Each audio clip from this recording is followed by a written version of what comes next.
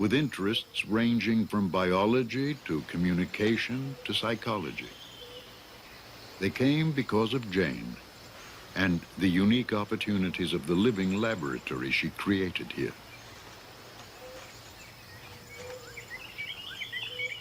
To avoid future aggression over bananas, Jane devised a system of rationing by remote control.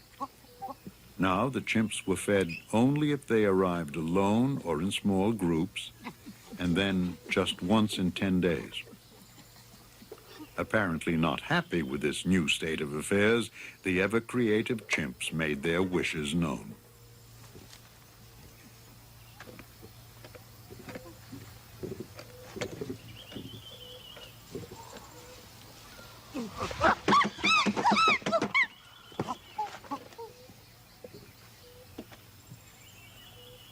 The chimps' presence in camp provided an opportunity for experiments not possible in the forest.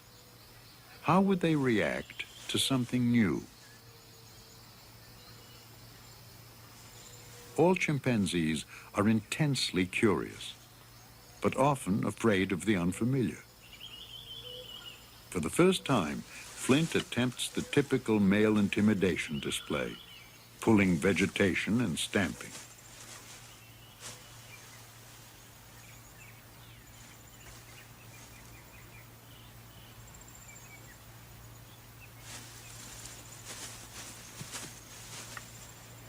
Later, Jane put out a mirror. It was clearly a fascinating mystery.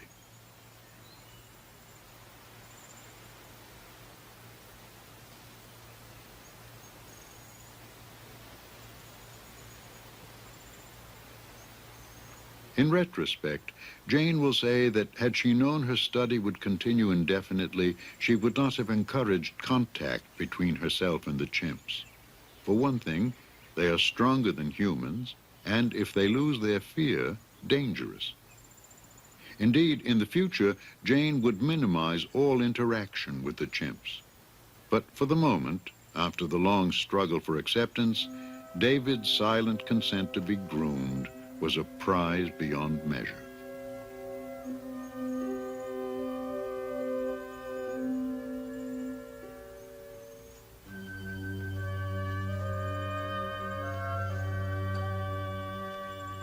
In 1966, tragedy strikes. An epidemic spreads from a nearby village, and Gombe awakes to the devastation of polio. Nothing that has happened at Gombe before or since has been as horrible, nothing. They were among the darkest days of my life, a living nightmare. The worst tragedy was old Mr. McGregor. He lost the use of both his legs, and he could only move by pulling himself along the ground by his arms.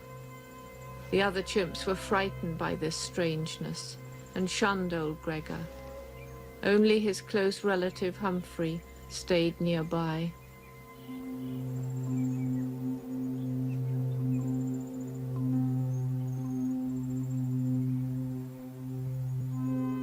The mother, Ollie, has lost her month-old infant to the disease.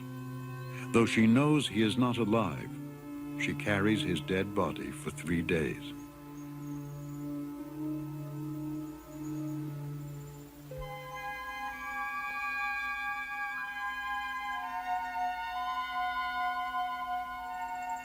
Polio vaccine is flown in and fed to the chimps in bananas, but for many it is too late.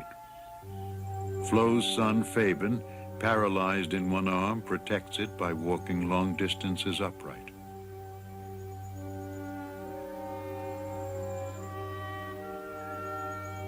To get food, Mr. McGregor had learned to pull himself into trees with the strength of his arms alone.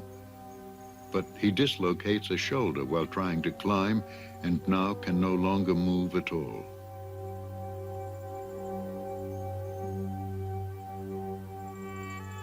Jane knew she had but one choice. Her longtime friend must be shot.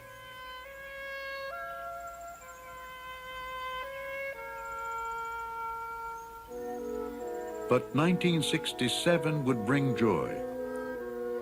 Married 3 years, Hugo and Jane now had a son. Little Hugo, nicknamed Grub, would grow up in a world most children never even see.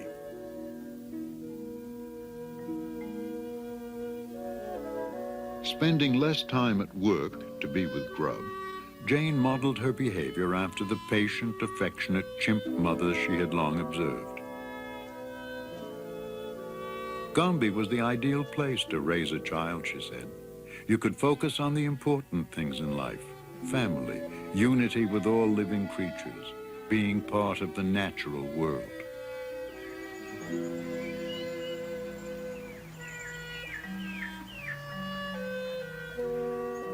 As she watched her own son grow, Jane continued to track the development of Flo's son, Flint, who was now 4.5.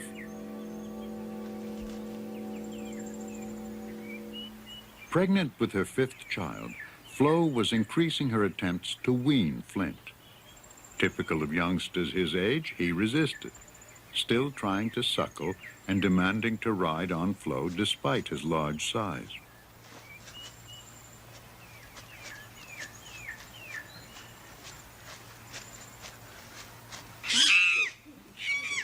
When denied his way, Flint threw violent temper tantrums, even hitting and biting his mother.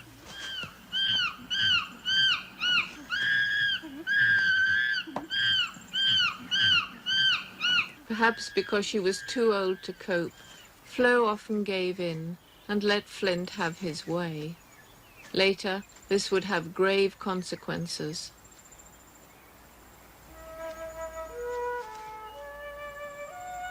Later that year, the baby was born and Jane named her Flame. Still attached to the placenta, Flame was just a few hours old.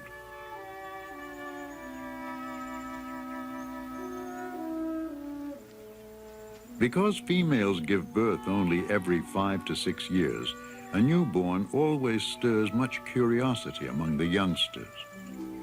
Jane wondered what the birth would mean to Flint.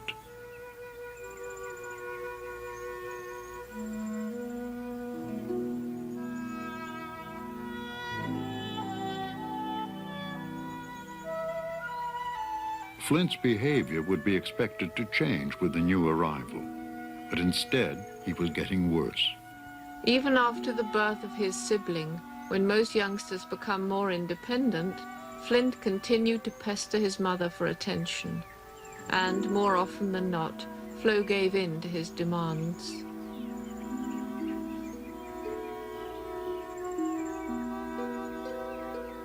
Even with Flame at Flo's breast, Flint sometimes tried to suckle.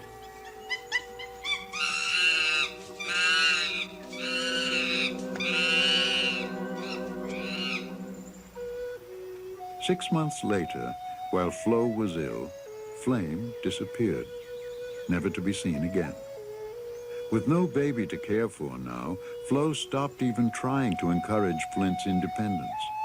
Jane wondered if he would remain an infant forever. Life expectancy of a wild chimpanzee is guessed at 40 to 50 years.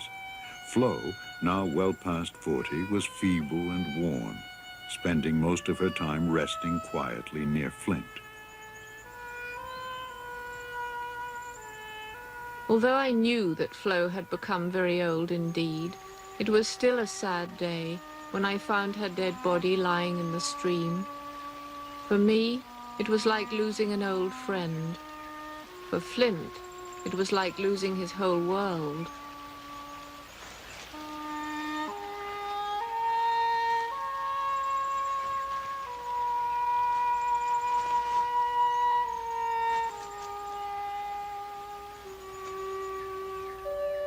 Flint stayed by himself, close to the place where Flo had died. He ate very little. He became increasingly lethargic and depressed. And finally, in this state of grieving, he grew sick. 3.5 weeks after losing his mother, Flint died too.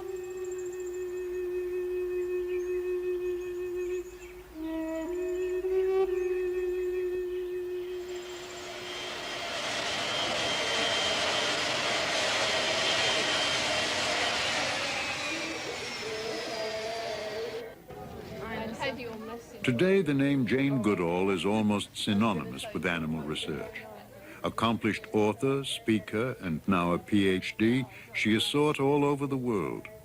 A rarity among scientists, she has become a celebrity in her own right. He wasn't having it at all. He wanted to follow his adolescent brother. Wherever she goes on her annual lecture tours, eager crowds gather to hear the latest chapter in the lives of the chimps. Any particularly new developments, new behavior of chimps? Two quite interesting new developments. One is concerned with territoriality. Though she welcomes the opportunity to share her world, Jane keeps her visits short. Gombe is where she most wants to be. With her on this trip are her mother, returning for a nostalgic visit, and Grub, now 15. Though not even Jane could have predicted her study would last this long, it is 22 years since she first set foot on Gombe shores. In that time, the country has gone from British rule to independence. Gombe, once a game reserve, is now a national park.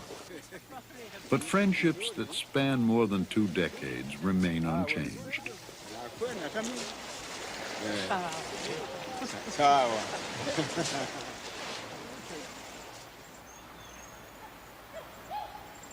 Today, permanent structures have replaced Jane's lakeshore tent, and a staff of 10 Tanzanian field assistants has been trained to help observe the chimps. The men work in teams of 2 and follow the animals 7 days a week. In recent years, they, along with Jane, witnessed a startling turn of events. Like Gombe itself, the chimps, it seemed, had changed too. If I'd left, as Louis Leakey predicted, after 10 years, we would have had a very different picture of the chimpanzees to that which we have today. People's idea of the gentle, noble savage would have been exemplified by the way of life of the chimps. I started off studying one community, and in 1972 that community divided into 2. And one part of it moved down into the south of the range that the whole community had shared. 2 years later, a series of events began which were amongst the most horrifying that we've seen at Gombe.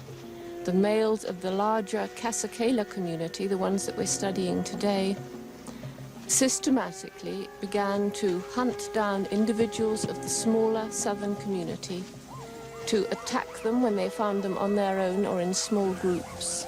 And within a 4-year period, every one of the 7 males and at least one of the 3 females who had moved to the south had disappeared.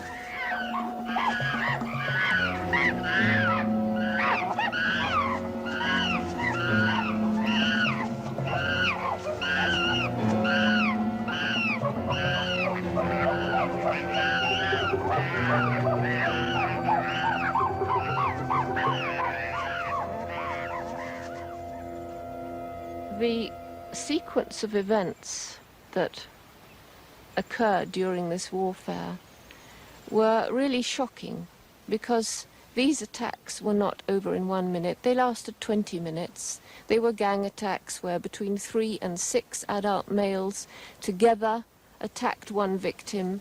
The victim was rendered senseless, virtually crouching on the ground, not even trying to fight back. And yet they would pound him, they would drag him